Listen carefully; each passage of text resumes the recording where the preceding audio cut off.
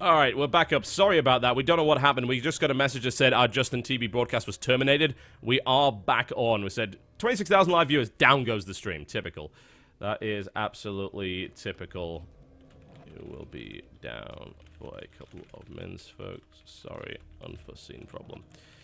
Alright, so again, very sorry about that. Obviously, this has been... No! Oh, damn it, they're starting the stream up. No, it's alright. We will get this sorted out. Just give me a couple of minutes, folks. Again, very sorry that this is going on. We've got some day one jitters here. It happens, man. It really does. So, we'll be back very shortly.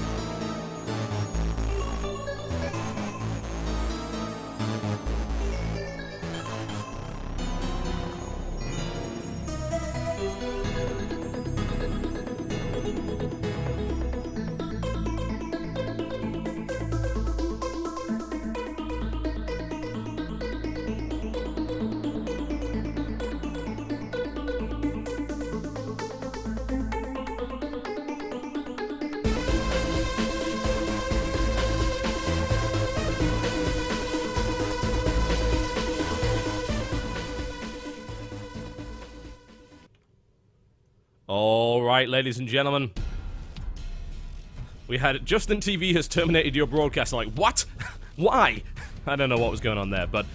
Oh, we're running into every problem we can possibly find, I think, with the tournament today, but we'll be alright, we'll be okay. Yeah, I mean, it's kind of how it goes with tournaments, especially on day number 1, but I feel like a lot of the problems are a little bit beyond our control, hopefully it's going to work. Was game number 2 a little bit better throughout the game? Yes, absolutely. We had no problems throughout the game whatsoever, so everything's totally fine there. But we are going to be going to game 3. It's going to be good. Oh, yeah. We're going to be on Star Station for this one, actually, is the final map. And Star Station, a very interesting map, because for Zerg, it's definitely a much wider open map than some of the other options out there. So I'm kind of curious to see. I want to say there's a slight favor for Zerg here on this map, but there is still also a lot of timings you can use as Protoss here to punish the Zerg who may be getting greedy. And keep in mind that spawning in top right and bottom right, that does change up how this game plays out. That is very, very true indeed. So, ladies and gentlemen, without further ado, I welcome you to Star Station. Bring you this fellow right here in the red trunks playing Protoss to the southeast of the map. It is Root Leia, also known as Root Puck. And to the northeast position in the blue trunks, also from Team Root, playing Zerg, currently 1 apiece in this best of 3 series, 1 map left to go. Let's see if he is able to advance. It is Root Vibe. I can't wait to hear those sounds later. It's Clutch, man. It's Clutch doing his standard work. So we thought, who more American in the StarCraft scene than Clutch? Absolutely no one. That is not a single person. That is a great little addition there, TB. But at this point in the game, having those vertical spawn locations, that means the Overlord is going to scout the correct way right off, right out of the gate. And you know, really for Zerg, that doesn't tell you a lot other than, okay, he's playing the way that Protoss play in like 99% of their games. Exactly. Yeah. No real question about that. I'd also like to apologize, by the way, for the observation issues that we had.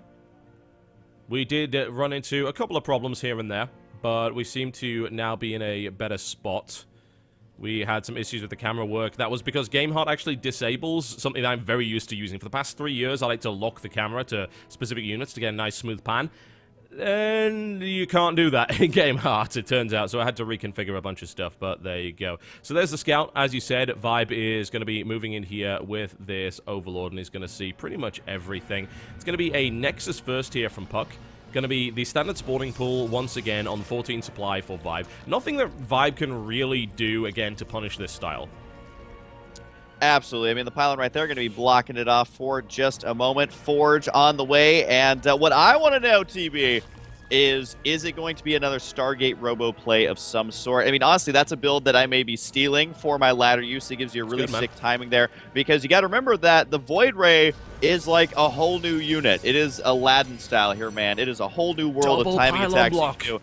Wow, that is so risky. Like, you don't see a lot of Protoss doing this, but double pylon block is a big, big delay. It costs quite a lot to invest into this, and you lose up 1 pylon as well, which means you need to always build a backup pylon in your base, because otherwise you will just, again, end up getting supply blocked, kind of like that. And there is no backup pylon right now, so right now Puck is supply blocked, and that's not going to last for too long. It only takes 25 seconds to build a pylon, but if you want to delay 3 hatches, that is like the biggest thing you can do to make that work.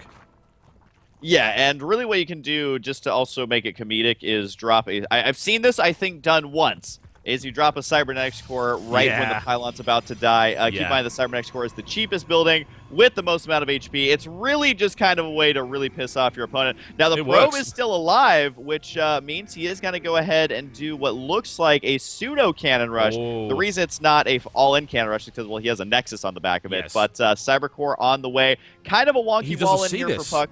He doesn't see this at all, man. This is... I mean, all the lings are at the front here, tickling this, and yeah, there's going to be a cannon right behind this. The fact of the matter is the probe got away, as you accurately pointed out. This is huge. I mean, Vibe is not going to be able to kill these cannons. He's probably going to have to cancel this Nexus, and that's assuming Vibe even realizes it. If he saw the probe, then he's in a good spot, but he doesn't see the cannons right now. The Queen, I think, is up... The Queen didn't see it! It's going to finish! It's going to... Oh, is he going to... see it. Oh, he's finished! He's finished it! And he can't stop this! This hatchery is dead. Straight up dead. Yeah, really no way to end up using it. What he can do is maybe put down a creep tumor here while there is still creep. Well, that's exactly what he decided to do right there. Yeah. And that's something that, you know, it's a nice little thing he can feel good about himself for. But you do have to remember also that he did invest more in these cannons and pylon than the actual cost of the hatchery. So if he's able to get up a third base here, this doesn't play as big of a role as it may seem. I think a lot of lower level Zergs are like, oh, I rage quit because I lose or whatever. Yeah. He's technically going up to 4 bases right now. Of course, he is going to be losing one of them right here. It does set him back. The pylon block sets him back as well. But remember that Puck has invested a pretty penny, not only in the pylons, but for the block, but also in those cannons here. But still, losing that is no fun. No, it definitely isn't. But you're right. This costs quite a lot to set up. I mean, you're talking about a pylon costing you 100, and then you're talking about those cannons with 150 each. That's, you know, that's quite a lot to invest in an attack like this to get rid of a hatchery. And as you said, Vibe is taking a 4th base. He is having to take a base that's way far away from his main stuff, though. That's what really concerns me here. That he may... If a push comes out and actually hits that base and Puck realizes where it is, which he actually already knows because he scouted it, then he is going to have a difficult time responding to this. Roaches are on the way. We didn't see any Ling speed come out, did we? Yeah, there is currently no Ling speed. It doesn't look like there's even an intention to get Ling speed. And Vibe is going to be building a bunch of roaches. He's going right up to lair right now. So does he play a roach-heavy style coming on in here, or did he build that simply for defensive purposes? We'll see if the next round of lava is roaches only, or if there's actually some drones in there. It looks like Zergling's mixed in as well, so could be doing it for some map control and also for some defensive capabilities right now. As the Zealot Mothership Core got to be moving in here. Really, this is going to be a Queen hit squad, and he will manage to get it right there, and a couple of drones could fall as well. Keep in mind, there's also not much anti-air. I don't think there's any anti-air right now, and so this is actually doing a surprising amount of damage. The probe's in there, man. Zealots have made a run by. This is actually crippling. The amount of economic damage that this has done is huge. The static defense did not get up in time at all. There are Zealots all over the map right now. Roaches are on the way, but they came at just the wrong time to really save that mineral line. I think Vibe was desperately trying to hold on to that so he could get his Roaches into play, but it looks like this hatchery is going to go down. Vibe has got to focus on his crisis management right now. He does get a spine and a couple roaches spawned. I think the Zealots are very wise to leave here because what is killing a couple roaches in a spine going to do for you? Not a whole lot. He boogies out of there. And now all of a sudden, I mean, this is kind of one of the most awkward positions I've ever seen a Zerg player in, where they're only on 2 bases and that base is really far away. It's not at the natural. It's not at the 3rd. It's actually at the 4th. And he is using his roaches to kill off those and loses a couple roaches. Puck's got a pylon right there, and it's out of range as well. He can warp in a Zealot run by and just completely destroy this. And there's 6 roaches on the field, don't get me wrong here, but if these Zealots end up hitting this base, like, Vibe has lost his 3rd. He has now finally is trying to reestablish his natural right now. There's a pylon in the main! Vibe surely sees that. Yes, Vibe sees that. That would be ridiculous. Puck's trying to pylon in the main, but he is distracting the roaches. If Puck actually does a run-by right now into this base, it will be huge, but there are roaches being built from this lava. So I think Puck may have missed his window of opportunity here. Literally one of the most annoying probes I've ever seen. It is still moving out on the map, dropping these pylons everywhere to block off every single thing that he can. These Zealots have arrived. The roaches here will be able to clean this up. I don't think he's going to lose the hatchery here. Keep in mind that roaches can out-micro these quite easily. Does get the queen, though. A nice surround. However, this is a big sacrifice in the Zealot count. This kind of reminds me of Hellion run-bys that like do some damage, but not a lot, and it ends up costing you. That evened out the unit's loss in a big way, considering how far behind he was. Is it enough time, though, to prepare for the Stargate tech, which is already well on its way with that first Void Ray? That's the funky thing about doing nothing but Zealot run-bys, is you're only spending minerals. And you can kind of do that on 2 bases for a while without too much of a problem, and then you can use your gas to build something that your opponent really can't handle. If Vibe's going for a Roach-heavy style here and doesn't get Hydras, if we see Void Rays come out, then this is going to get really ugly. Puck with the Hallucinated Phoenix scouts out the double Evolution Chamber right here, which is usually indicative of actually playing a Link, Baneling, Muta style, but since he already has Roaches on the field, he may just elect to upgrade Carapace and ranged attack as well. We will see what comes out of these Evolution Chambers momentarily. 10 drones on the way here, double Immortal production, and Void Ray. So there's big push. There it is. It is Missile Attack and Ground Carapace, which I think is good, but without a Hydralisk Den, if he goes in with like 4 Immortals and a couple of Void Rays, those Roaches will live about 2 seconds and then immediately just give up and go home. Yeah, I was going to say, he needs to throw down the Hydra Den without making any more Roaches, which is exactly what he's going to be doing here. Because at this point, I mean, he's not in a comfortable spot. Because this army, it's ready to go, man. It is moving out. Even if he's only securing a 3rd base here, which I think he's actually going to be aggressive with this. Either way, it's going to be bad for him.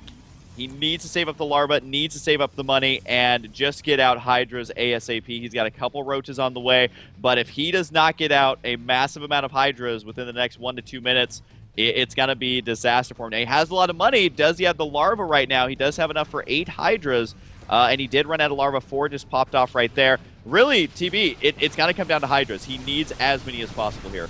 Yeah, he really, really does. Using Lings as well is fine once you've taken the sentries out, or once they're on low on energy, because Lings will do a lot of damage to this army, but they can't get in there because the force field energy is currently available, and there's a big Zealot run-by as well. Puck is just tearing Vibe to pieces right now, forcing the Roaches to respond, and then maneuvering himself into a really, really good position. Now, let's see what happens. Oh, the Hydra hit squad is going for that Warp Prism, but it's not quite enough to take it out. That would be massive if he's able to take that out. Currently, Puck is relying on this Warp Prism as his primary warping point, and also he'll use it to try and evacuate Immortals and Micro with them. So let's see, the drones are off the line right now, and the force fields are looking pretty good. The drones are now trying to engage at force fields on the other side as well. Vibe's coming in from all sides with everything he has. He knows that he has to crush this. He must crush it, otherwise he is gonna die. And honestly, I don't see him beating this at all, but he's collapsed it. The drones did a great job of doing significant damage here. The Hydras are continuing to nail this down. The Void Rays are still alive. I don't think it's going to be quite enough. No, I don't think so. He's down to 6 drones. He threw everything he had at defending that, and it wasn't quite enough. Stalker reinforcements come in. This is going to be it, I think, for Vibe. There's no way he can stop this army. There is the GG, or the single G. Good game. And Puck is your first player to advance to the winner's match.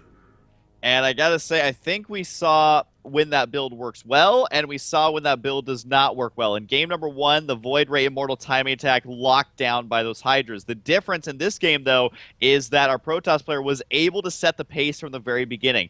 He blocked both expansions. He was able to cannon rush the natural. He was able to do a big Zealot Warp in that kind of distracted those Roaches. He set the pace of the game, which then shows, you know what, that Immortal Void Ray Sentry composition is actually pretty damn good, and it kind of fell into his favor there. I gotta say, a very evenly matched game there. A lot of mind games going back and forth throughout that series, and especially in the last game. I think that's when the mind games were hitting their peak, as both players trying to figure out, all right, is it going to be a similar game to the last 2? Is it going to be a much earlier timed aggression there? And I gotta say, you know, I always am kind of skeptical of doing the double pylon block, just because you invest so much. It can delay your expansion, it can delay your cannons and all of your tech. But I gotta say, it was the right choice there, and it ended up working out for him. There's no question about that. It was completely the right choice. It did really well, and Puck takes Vibe down to the lower bracket. Now, what that means is that Puck will have to, of course, fight the winner of Minigun versus Maker. So that's an interesting thing indeed. That's going to be pretty evenly matched, I feel. We'll keep an eye on that one. That's going to be the next match that comes up on the stream here. But Puck is almost through the round of 8, which is a pretty big deal. The money goes up quite quickly. Puck has to win 1 more best of 3 in order to make that happen. But winning your first match is always good. That gives you momentum going into the next game. Yeah, I mean, especially winning the very first round, that gives you a lot of leeway, a lot of wiggle room to go ahead and advance through. So we very well could be seeing him to the round of 8, but I gotta say, we'll be talking about them in a little bit, but I'm definitely excited to see Maker play. Just seeing that name always gets me a little bit excited recently. Yeah, he's been good, playing. Man. Yeah, exactly. He's been playing extremely well lately, and I would say he is my favorite to advance through the group, but of course, we don't know that yet. We don't have the foresight. These are not replays. This is taking place in real time. So it's all live. who knows, man?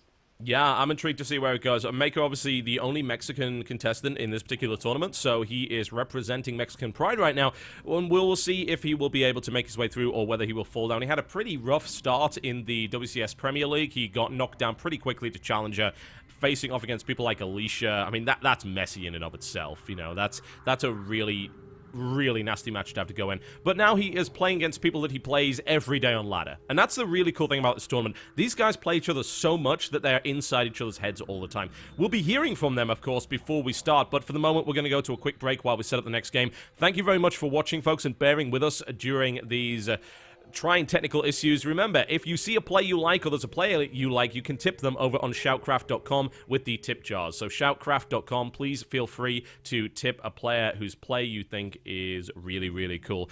We're going to a quick break, folks. When we come back, we will be bringing you more action here from SHOUTcraft America.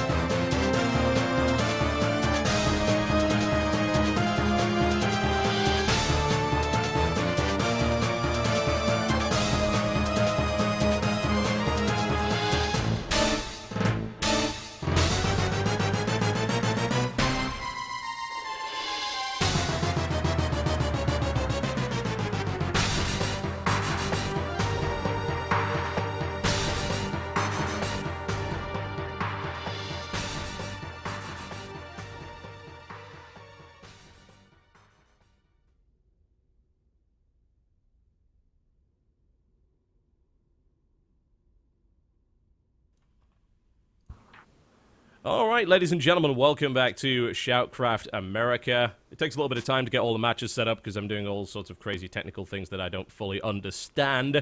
But we are here with the two players in the next game. Unfortunately, Maker's webcam isn't currently working, so we just get to see a pretty still image, but we do get to see in full motion color the one and only Chad motherfucking Jones minigun. Welcome to the show. Thanks. Man, you know, if you get an intro like that, you would generally expect... I would just expect you to be wearing, like, a wrestling belt and a big mask and everything. But you're actually a surprisingly humble guy, regardless of your reputation. I'm a man of few words. Man of few words, indeed. And also, Ricardo Flores, a.k.a. Maker, the only Mexican player in this tournament. Welcome to the show. And I don't think his mic's working. Oh, thank you. Hey!